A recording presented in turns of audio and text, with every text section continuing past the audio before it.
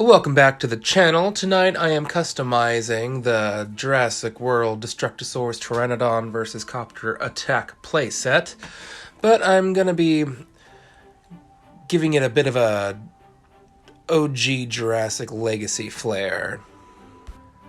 The Destructosaurus line was a Toys R Us line I think they put out right as that whole company was blowing up and going under. So I don't think a lot of these saw many shelves, but I love the presentation and packaging here with the exploding Mount Sibo behind it. The little ACU soldier that comes with it is really nicely sculpted actually. Tons of detail on here, tons of articulation.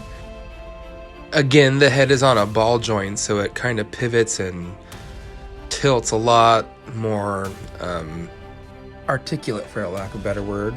And it's got a nice, crisp little Jurassic World logo right there on the sleeve. The Pteranodon is pretty much the same exact figure as the initial, what was the first line? The Roarivores? I should know this, right? But yeah, just the same exact sculpt, just with the electronic scooped out and a magnetized piece on the roof of the mouth there. Let's see, yeah, right there. They did not paint the roof, but that's okay. I'll get it, guys. But since I'm repainting this anyway, because I'm not a big fan of the mustardy color schemes, I'll just take care of it. But just like that original figure, it's got really great articulation, great sculpt. The range of motion is really interesting, and you can pose it in a lot of different ways for a lot of different vibes, I suppose. There is the scan code.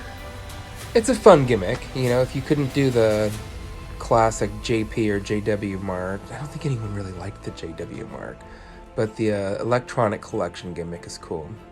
It's got a little ratchet there so you can move the wings, fold them in and out, whatever you like, and then they also flap around the back. The feet are not articulated, but not that that takes away much from the figure at all, or the set itself, which is pretty cool. But yeah, there's the full wingspan and original paint scheme. All that mustard. Not for me. It's just oogly. So, but they do keep the OG Keener action features alive, whether that's on purpose or not. That's cool. But more on her later. This helicopter is something that I've personally, as a fan, been waiting for like 30 years or something. I don't know. There's never really been a good helicopter for this toy line from all 5-6 movies. This is the first decent one that you could open up and put, you know, more than one figure in at least. There was the military chopper for Jurassic Park 3, but it's just not the same. This is kind of the first one that could even double in as the copter we see in the first movie. Anywho, how this works is there are two magnets. There's the either positive magnet under the beak, and then there's the negative one right there where the door. And you just kind of press it on there and it pops out like that. And, you know, your little man is exposed in there, just flapping in the breeze. And that just clips out with a, you know, little hook here, like that. And the windshield is also magnetic. And here's a little plastic windshield, just clips in. There's a little prong on the bottom there. And you can also see the magnetic trigger there. Yeah, just pop it in. It holds really nicely. I don't think I can even get it off without a magnet. But yeah, that is not where you press it. That is supposed to be a light, but you press it right over the magnet and it just pops out that easy. And then you're free to pluck out your servicemen. But yeah, to make the rudder spin, you just press the button on the side there. It doesn't last an incredibly long time, but it's satisfying nonetheless. It's also got a retractable winch on the bottom that you just pull out. It comes out about 6 or 7 inches. And it's got a little hook there. And on that hook, you can latch your little mercenary man on there and dangle him over a mosasaur lagoon or whatever you want. And then you can just retract it and it just kind of recoils back up in there. Just 1, 2, 3, zoop. And here is the finished product. I say it every time I do a vehicle that I'm not very good at them, but for as hard as I worked, it turned out all right. It's definitely a little smudgy and a little bleedy here and there, but for my skill set, I am proud, you guys. I even did the inside. It's got a nice soft gray interior now, and the N2930 on the sides there.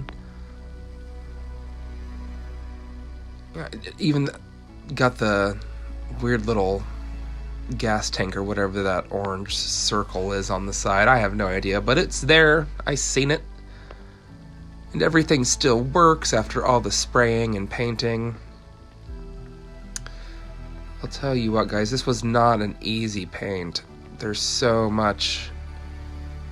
many cracks in the details and crevices that just taping it off did not give me a clean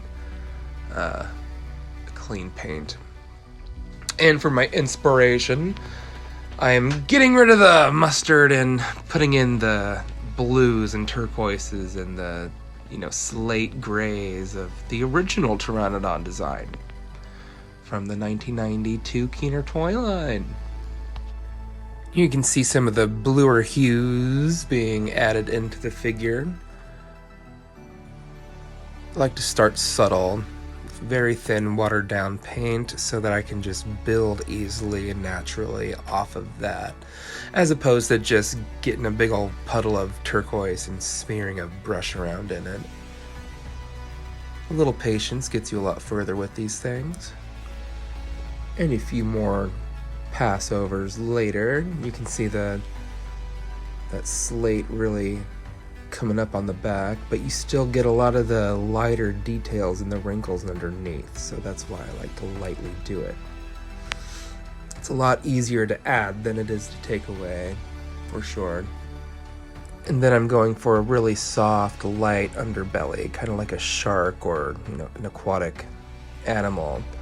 And I did try and keep some of the original figures patterning and stylization and alive and well with the repaint, kind of blending the two styles, just with better color palette, really. I really like how the metallics and the cobalts play off the edge of the wings there, and just, some stripy highlights on the crest and beak. Here's my original Jurassic Park 1 repaint with the Roarivore figure. And it's virtually identical, minus some electronics on the inside and that magnetic piece on the roof, like I mentioned. But, yeah, just kind of going for this color base you see from the cards. It lights really well. I think I did a good job on the mouth. Here's it after I've finished all the fine detailing, the eyes, the clear coats. Layer a couple of washes on there and you really get the details to pop and the paint to just really blend beautifully on your figure. But of course, go a little light with the washes on the underside if you want to keep that nice and clean and soft looking too. Anyway, thanks for watching, guys. Every view supports the channel. Have a good one. Don't forget to hit that like button, subscribe if you're new, and keep coming back. I'm not going anywhere.